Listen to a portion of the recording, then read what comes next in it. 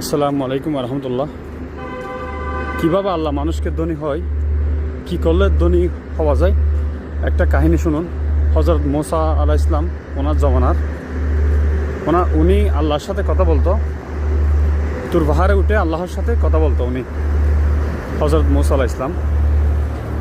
তো উনি একদিন এই পথ দিয়ে যাচ্ছেন, একটা গরিব মানুষ, অনেক গরিব দেখা হলো। গরিব মানুষ ওনাকে বলতেছেন, ইয়া মুসা, আপনি তো আল্লাহর সাথে কথা বলেন, আপনি একটু আল্লাহকে বলেন, আল্লাহ তো আমার কিছু দেয় নাই, জামা ছাড়া কিছু নাই, আমি অনেক কষ্টে আছি, আল্লাহকে বলেন আমার কিছু ধন সম্পদ দেওয়ার জন্য।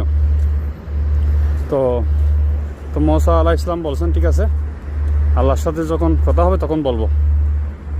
তারপর আর কিছু দূর যাওয়ার পরে আরেকজনের সাথে দেখা হলো, ধনী একটা লোকের সাথে দেখা হলো।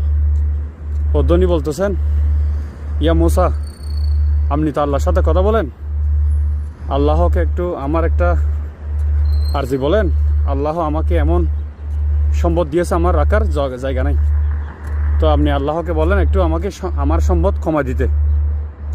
তখন দুইজনের আরজি, দুইজনের প্রস্তাব নিয়ে আল্লাহর কাছে গেছেন, তুর পাহাড় গেছেন।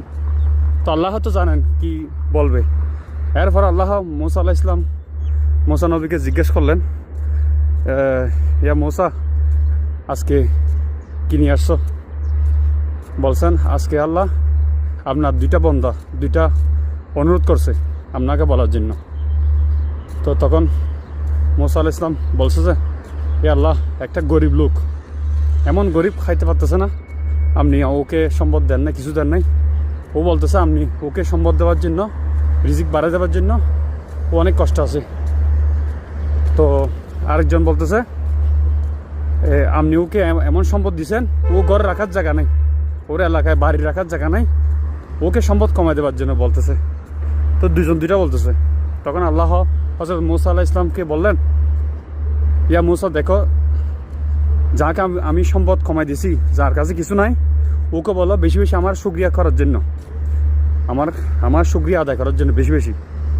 আর যাকে আমি সম্পদ বেশি দিছি, ওকে বলো আমার শুকরিয়া আদায় কম করার জন্য, যেন ও আমার শুকরিয়া আদায় না করে, তাহলে ওর সম্পদ আমি কমাই দেব। তো ঠিক আছে, আল্লাহর কথা নিয়ে গেছে।